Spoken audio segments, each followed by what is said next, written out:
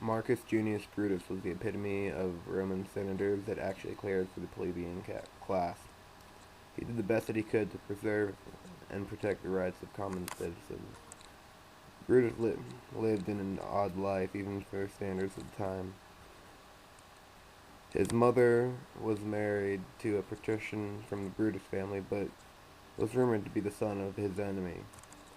He also fought against his supposed father with the man who killed the father who had raised him. However, his actions not only affected Rome in his lifetime, but had a profound effect on the world, since because of his defiance of a tyrant and loyalty to the people. When a civil war broke out between the two triumvirates that were left, Pompey and Julius Caesar, the patricians were forced to pick sides, and contrary to what many expected, Brutus actually sided with the man who had murdered Brutus the Elder, Marcus's own father. Caesar learned that Brutus was in the other army. He commanded his army to make Brutus surrender without harming him, even letting him flee if it came to a life or death situation. Finally, Brutus decided to defect, and Caesar immediately appointed him to high-ranking positions, furthering the rumors about his lineage.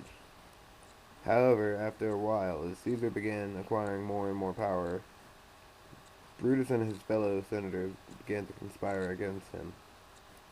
He was the only one that did it in a way that kept the Roman citizens at the forefront of his mind throughout the entire conspiracy.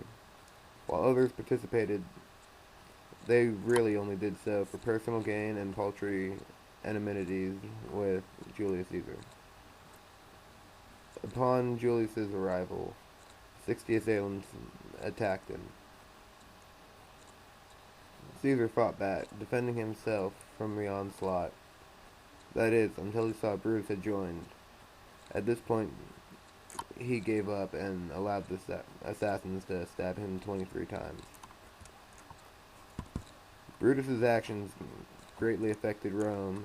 If he had not taken part of the conspiracy and warned Caesar about the plot, he would have most likely become the next dictator of Rome, and this may or may not have given him the power that he needed to expunge all the corrupt senators and raise the Senate to its former glory. However, because of his actions, he ensured the demise of the Roman Republic and the birth of the Roman Empire. Many say that Julius created the empire, but Brutus created the power vacuum that allowed Octavian to claim power and create the very thing that the Senate was trying to prevent.